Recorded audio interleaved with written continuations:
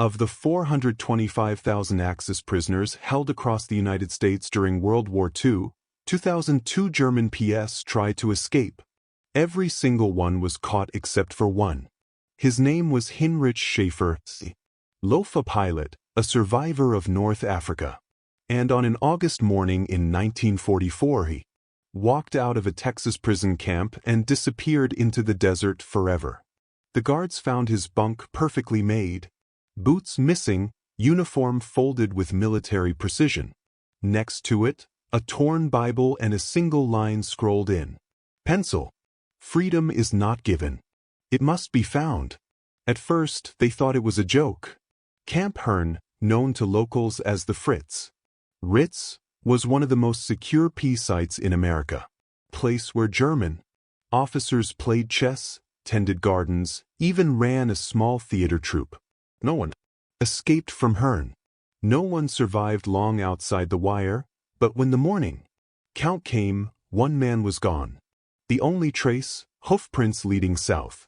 The commander ordered an immediate lockdown. Searchlights swept the perimeter. But hounds were brought from Houston. Jeeps scoured the dusty roads in all directions. Within hours, telegrams flashed across the state. German flyer escaped, armed and dangerous. Yet, as the hunt began inside the barracks, one man sat in silence.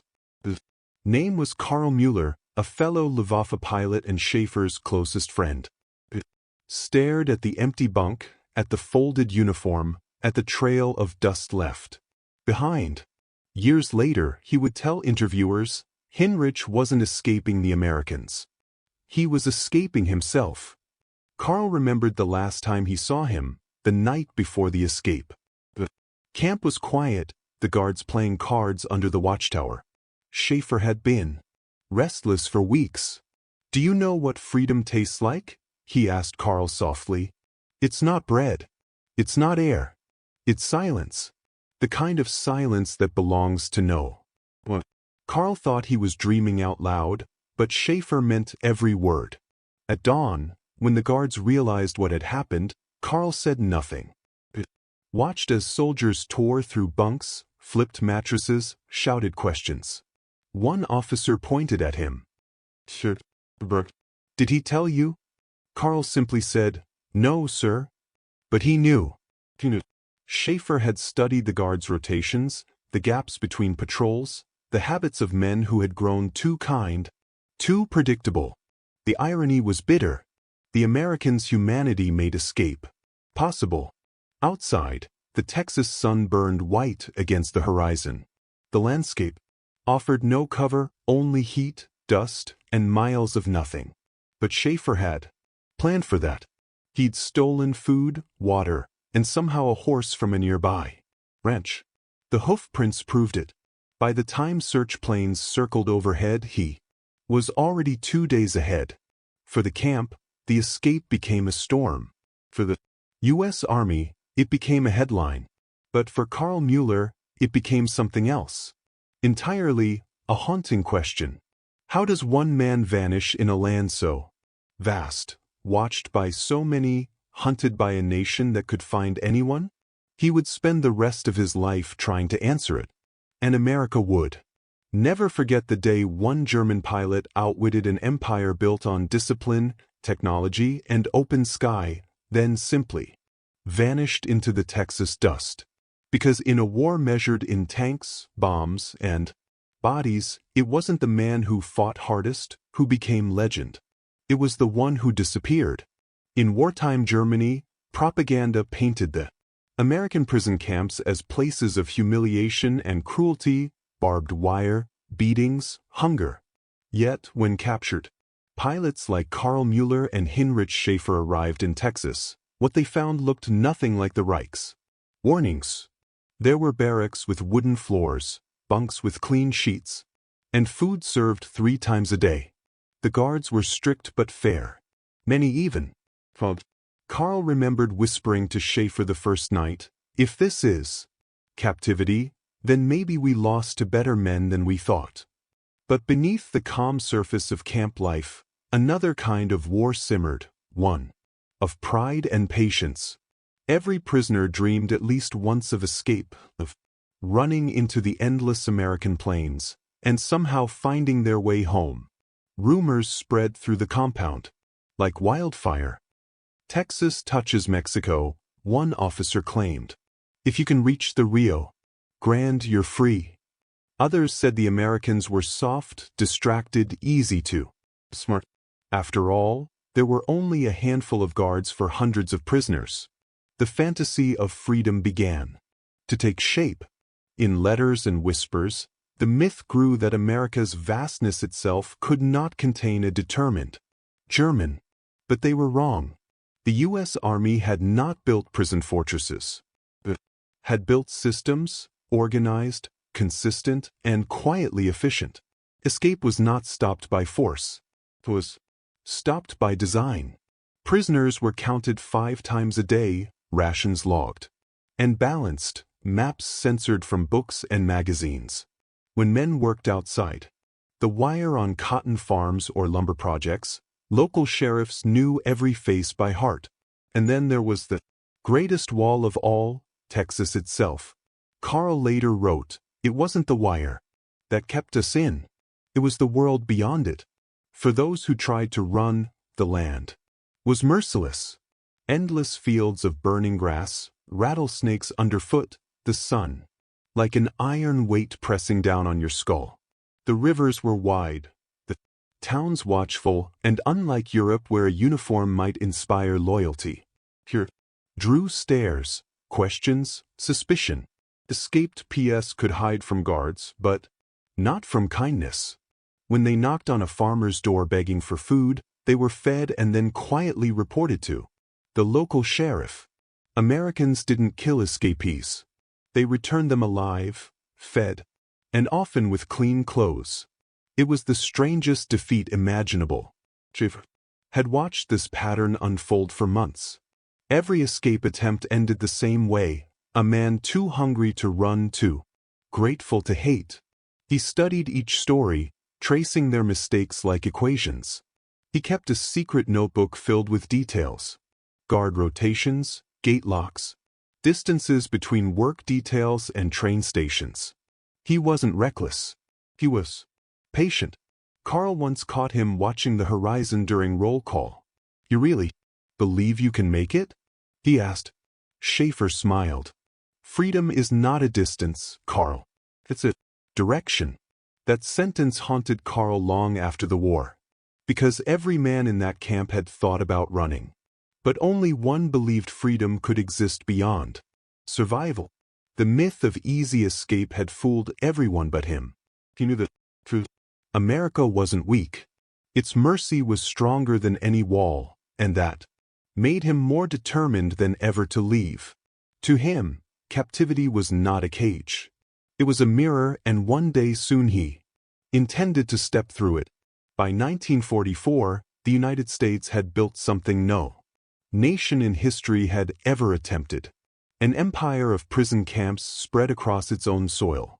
More than 400 main camps and 900 smaller branch sites stretched from the pine forests of Wisconsin to the dry plains of Texas and the orange groves of California. Nearly 425,000 Axis prisoners lived behind those fences. Men who had once sworn to die for Hitler, Mussolini, or the Emperor of Japan. Now they picked cotton, harvested wheat, cut lumber, and repaired roads for the country that had defeated them. Camp Hearn, Texas, where Carl Mueller and Heinrich Schaefer were held, was one of the largest. Built on a former cotton field, its barracks stood in long, straight rows like soldiers at attention. Each was made of pine and tar. Paper, cooled only by the wind that swept through the prairie. To the Americans, the camp was simply efficient. To the Germans, it was civilization in the middle of nowhere. Carl remembered the day he arrived, the smell of hot soil, the sight of endless sky, and the strange sound of laughter. American guards, most of them young, polite, and shockingly relaxed, were tossing a baseball near the gate. It looked more like a picnic than a prison. Each morning, a bugle sounded at dawn. Prisoners stood in formation for roll call. Breakfast followed. Powdered eggs, bread, coffee. Think him work. Assignments, carpentry, gardening, cooking, or if you were lucky, helping. On nearby farms. Afternoons were for classes and recreation. The Red Cross provided books, and American universities sent old textbooks. Some Germans studied English. Others taught engineering, music, or philosophy. At night, they gathered in makeshift theaters to perform plays. Goethe, Shakespeare, even American comedies. Karl recalled that one of the most popular acts was a parody of the camp itself, complete with actors playing friendly American guards who served coffee instead of commands. The real guards came to watch, laughing harder than anyone. This strange coexistence created something none of the prisoners had expected: respect. The Germans admired the Americans' organization, their confidence, their casual strength. The guards, in turn, were curious about their prisoners' discipline and skill. Some even exchanged language lessons, German for Texan slang. Still, beneath this civility ran an undercurrent of unease. The war raged on overseas. News of bombed German cities reached the camp. Through Red Cross bulletins, letters from home grew desperate, censored, or stopped arriving altogether. For men like Schaefer, this was unbearable. He had been a pilot trained to move, to fight, to control his own destiny. Now he was confined to a square mile of land, surrounded by fences and kindness. At night he would sit outside the barracks, staring at the stars. Texas nights were different from Europe's, wider, emptier, yet somehow alive. Karl often joined him. "You miss flying?" he asked once. Schaefer didn't answer. He simply looked up and said, "In the air, you have no borders, only horizons." That was when Karl began to sense the change. Schaefer was not just restless. He was studying the rhythm of the camp, memorizing it like a map. The guards trusted him. He never caused trouble. Volunteered for outside work details.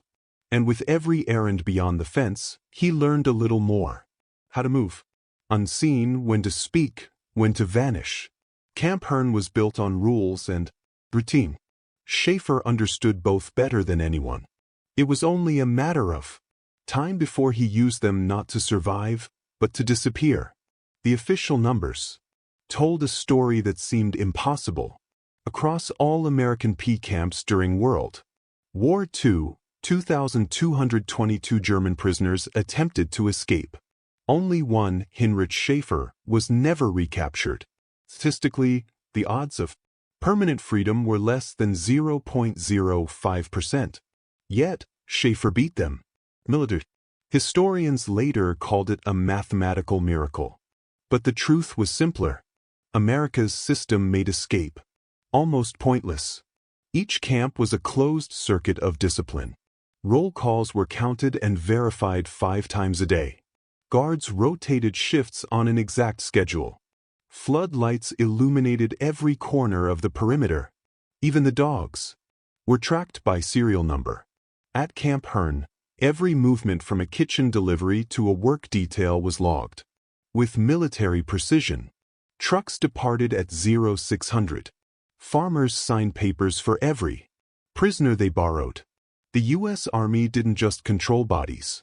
It controlled data. For every man inside the wire, there were 12 pages of documentation. Health reports, work records, dental charts, photographs, and fingerprints. When one went missing, the entire machine turned. It wasn't fear that kept prisoners from running. It was the math. In Texas alone, the terrain was a weapon. The camp at Hearn lay 150 miles from the Mexican border, surrounded by 100 degrees heat, rattlesnakes, and plains so flat you could see a man walking 3 miles. But most escapees didn't die by bullet. They collapsed from thirst. 1943, 2 Germans tried to reach Houston. They surrendered after 36 hours, flagging down a passing truck driver to beg for water. The driver gave them Coca-Cola and a ride back to the sheriff's office. In 1944, another pair cut the fence near Camp Brady. They made it 11 miles before walking into a farmhouse at dawn. The farmer's wife fed them bacon and eggs, then sent her son to fetch the police. No executions, no beatings, just failures served with breakfast. Schaefer studied these failures obsessively. He treated them like battle reports, calculating every variable, distance, temperature, response time, local behavior. He once told Carl Mueller, "They win with mercy, not guns. That's why no one escapes. We can't fight kindness." Carl didn't know whether to laugh or weep, but the numbers proved it. Of the thousands who ran, most were caught within 24 hours, almost all within 3. The U.S. Army's efficiency rivaled that of the Gestapo, but its methods were colder, calmer, built on logistics, not terror. Even captured escapees admitted a strange admiration. 1P wrote later, "Their roads, their telephones, their trains, all worked perfectly. You could not hide from a country that could find a light bulb at midnight. That was America's secret weapon. Not brutality, but infrastructure." And yet, in this vast organized web, one man, Heinrich Schaefer, found a way through. Historians still debate how. Some believe he made it to Mexico, trading his uniform for a cowboy's clothes. Others claim he drowned in the Brazos River. A few say he lived quietly in the desert under a new name. But Carl Mueller believed something else. He didn't escape the camp. He said he escaped the war. Because behind every statistic, every searchlight, every page of paperwork, there was still a truth that no system could contain.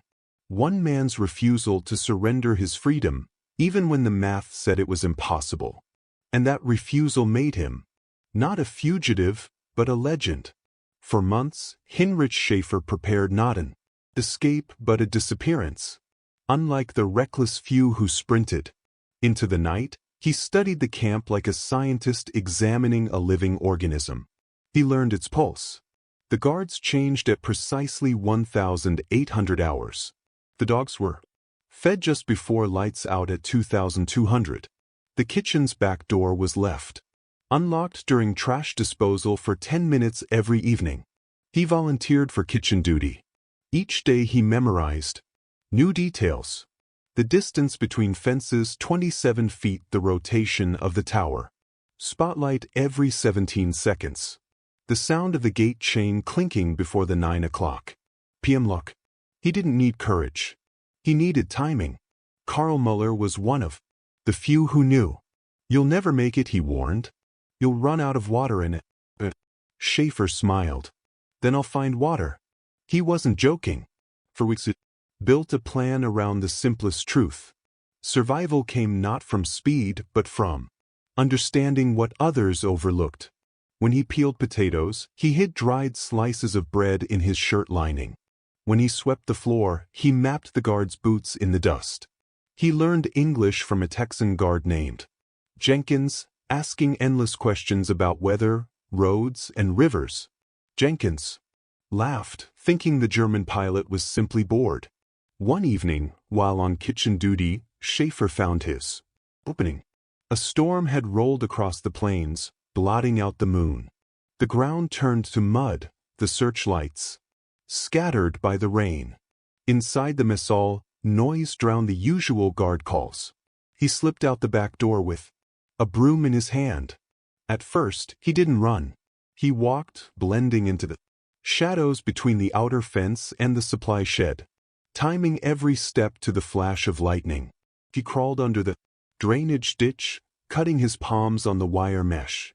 When the thunder boomed, he moved. When it paused, he froze. At midnight, he was outside the perimeter. The first barrier was behind him. But the hardest part was yet to come. The Brazos River lay 20 miles south, swollen by the same storm that had hidden his escape. Beyond it, perhaps Mexico, perhaps death. He kept walking. Schaefer later wrote in a smuggled note recovered. Years after the war, the sound of the rain was like applause from God himself. I felt free for the first time since 1939. But freedom was not what he expected.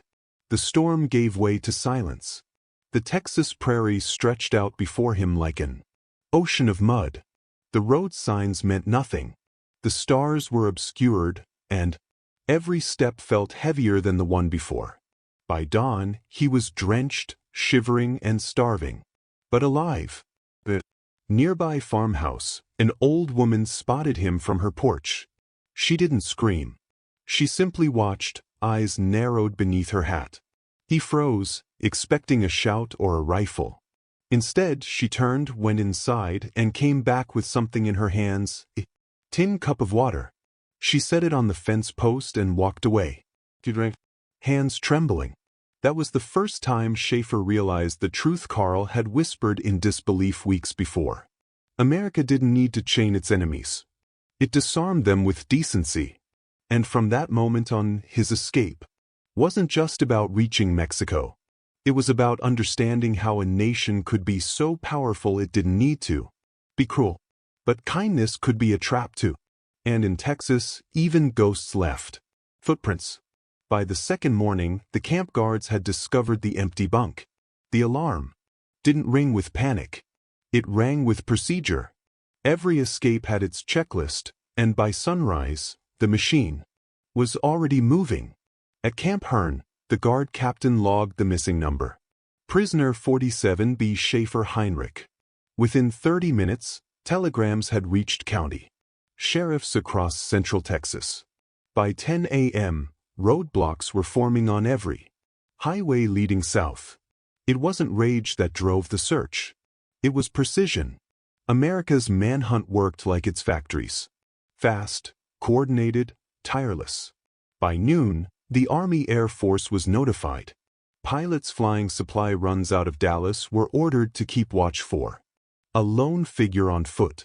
But Schaefer had vanished into the rain-soaked wilderness, heading toward the Brazos River. He moved only at night, resting under abandoned barns during the day. His boots were ruined, his food almost gone, and his compass stolen from the kitchen was barely accurate. Yet he pressed on. He kept to fence lines, followed the smell of water, and marked his route by the distant flicker of oil pumps on the horizon. Step carried him farther from the barbed wire and deeper into a land that seemed to belong to no one. Meanwhile, in nearby towns, word spread quickly. A German pilot had escaped. Farmers locked their sheds, but most locals didn't seem afraid. To them, the idea of a German escapee in rural Texas sounded almost ridiculous. A few even joked that he'd get lost before lunch. Still, every sheriff and ranch